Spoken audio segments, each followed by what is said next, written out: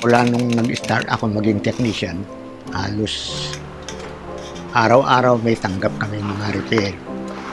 Tapos mula nung lumabas na ang computer, medyo unti-unti nang bumababa ang pasok ng trabaho namin. Hanggang sa yun, parami yung computer, hanggang sa madalang na rin yung nagpapagawa ng typewriter, hanggang sa naubos na rin yung mga kasamahan ko.